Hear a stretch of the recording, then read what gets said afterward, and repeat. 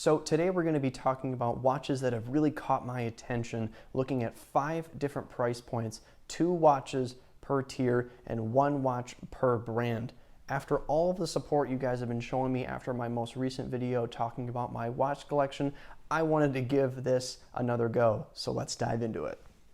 So first on the list here, we're going to be talking under $100, the Invicta Pro Diver Automatic.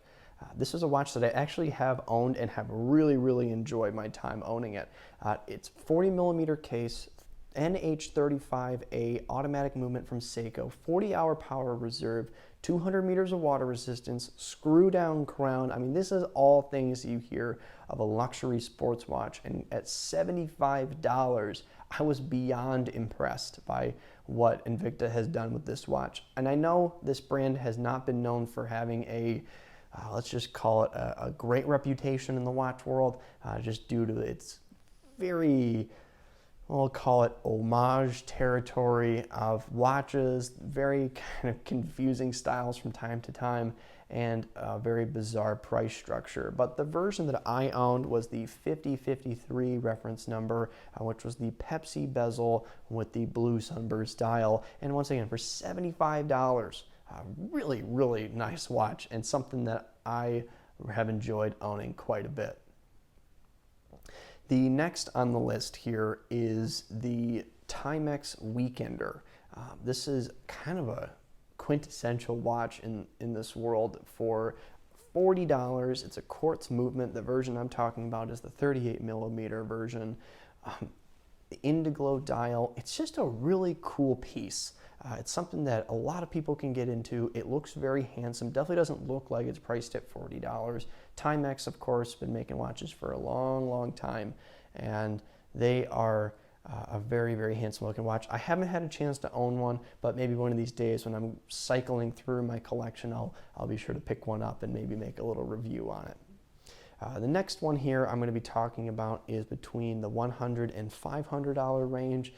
First is the Citizen Pro Master Dive. This is the Eco Drive version, a watch I currently own. I've really enjoyed this one. It has the green bezel, black dial. Eco Drive being the fact that it can be powered by either artificial or natural light. Really cool way to go about having a quartz style movement where it's a set it and forget it kind of watch. It has 200 meters of water resistance, a unidirectional bezel, screw down crown. It's all things kind of set up to be a capable diver, but priced really competitively, and a very handsome watch. Of course, Citizen been making watches for a long time and own quite a bit of the watch industry. Really cool watch to have. Next is quite a bit of an icon right now is the Tissot PRX in the Quartz version. Tissot, Swiss manufacturer, released the PRX a little while ago and has been an absolute sales hit. Integrated bracelet, beautiful dial, the manufacturing, the finishing on it is stunning. It really gives you kind of that sort of AP Royal Oak sort of vibe with that integrated bracelet, and something I'd love to get my hands on. They do make an automatic version of it, but the Quartz movement version is something that is just priced so well for so many people to have a very premium made watch, but it's something a lot more of an attractive price point. So it's definitely a really cool one, and one I'd love to check out, maybe own at some point. All right, so the next range we're jumping over to here, skipping up to about $1,000 to $5,000, is this, the Tag Heuer Aqua Racer, reference number WBP211. This is a watch I currently own. I've talked a little bit about in my watch collection video. Something that was I've not really heard much about it when I was learning a lot more about watches. You hear many other brands before you hear Tag, and I really enjoy it. The Tag Heuer brand is something that I know well from the world of racing. I've been seeing it a lot my whole life, but to actually own their Aqua Racer, 200 meters of water resistance, screw down crown, stainless steel bezel, which looks absolutely stunning in the sun there when you get it outside. Now, one of the most comfortable steel bracelets I've ever owned, just something that fits my wrist really nicely, and and that dial is absolutely awesome. I love how it fades into that deep dark black on the edges there. It's a caliber 5 automatic movement, of course Swiss made. Once again, really, really handsome watch. So glad I own it, and one that every time I put it on, I'm just excited too. Next watch is the Tudor Black Bay 58, finished with the black dial. This watch has been one of my more recent obsessions. Tudor, of course, part of the Rolex brand founded by Hans Wilsdorf back in 1926. Was sort of a way to have a more approachable watch under the Rolex family with using a little bit less sophisticated movements, but still offering high levels of build quality and precision. So it kind of gives off that vibe of an old school Rolex, especially without its crown guards and its very slim design. Very old school, very retro. I love how they have taken it. I know some people don't like the snowflake hand. I think the snowflake hand actually looks pretty cool. It's something that you just don't see a lot anymore, and I would love to get more into that watch and be able to maybe own one or at least experience one. In-house movement, which is one of the firsts for Tudor here, because they've been using other parties for some time.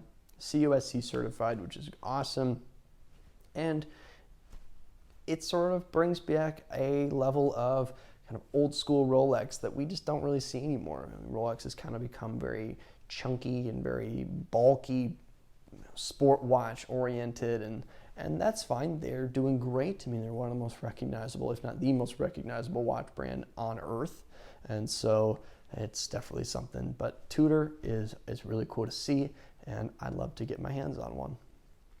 Next here, we're looking at between $5,000 and $10,000, the Breitling Navitimer B01 in the mint dial. So the Navitimer is something that I didn't know much about. I mean, I've known about Breitling a little bit, but I hadn't ever seen the Navitimer before. Something that was actually used, I love when watches can be used as tools, but the Navitimer being actually something that was used for pilots, and I have a great connection with aviation, and so to have something that was used to actually do flight calculations mid-flight on your wrist was just the coolest thing to me. The mint dial with the kind of white cream bidirectional bezel is just a very handsome looking watch. I love that bracelet that they do. It's just this really beautiful kind of slanted metal that just makes it look super pretty, and I could not imagine how the light probably grabs that and reflects it, and probably just looks stunning. One of those watches that I'm not a huge fan of green, but when I saw it on that watch, it started to change my mind. Next on the list here is Grand Seiko. So a brand that I didn't know a lot about when I first started learning about watches. This is talking about the white birch version. So that is the something that, once again, I did not know a lot about. The one I'm talking about here has the automatic movement, so it's a high beat automatic movement, and it looks stunning. No, just hook, line, sinker. The level of finishing on a Grand Seiko was something that I just didn't understand when I first started learning about watches. When I just saw the word Seiko next to it, I'm like, why would you want to pay thousands of dollars for something that is associated with a brand that you can pay hundreds of dollars for? So didn't really get that. And then when I learned the history of why they do what they do and the level of finishing and the time it takes to finish those watches is just so incredibly cool to me. It intrigued me. The spring drive movement, that's not featured in this specific one that I'm talking about, but the spring drive is another great thing that I like about Grand Seiko. It's kind of combining the best of both worlds, having the automatic kind of level of utility and being able to use it, anytime you don't have to worry about swapping out batteries or anything, but also having the Quartz precision and having that absolutely beautiful sweep of the seconds hand is something that's actually mesmerizing to see when you watch it on videos. But I love to learn more about that watch in terms of like having one and actually talking to somebody at Grand Seiko and and having them kind of pour all their information on me about, you know, why they do what they do and why they left the Grand Seiko. Why didn't they even make it a different name? Because I have myself where I think like the word Seiko is, you know, it's devaluing it, but I will say the level of finishing on that watch is second to none from what I've seen. Last category here, we're talking 10,000 and up. So this is kind of where we're going nuts. We're just throwing out some big heavy hitters here. The first here is the JLC Reverso, the dual face small seconds. It's a watch style that I never thought I'd like, an idea, concept that was really interesting, and an execution that was pretty world class. JLC's been making movements for the big three and of the watch world, and which I thought was really crazy for me to think about. That's something I learned about in the world of watches, was like not everybody makes their own stuff, especially at the higher level. It's kind of wild to me, but cool to see. The Reverso, not the dual face, but the Reverso itself, its history with polo and protecting the face and flipping it over and having bare steel was just really, really cool, and a really just fun idea for something that maybe not all of us will be able to experience. But it is an automatic movement.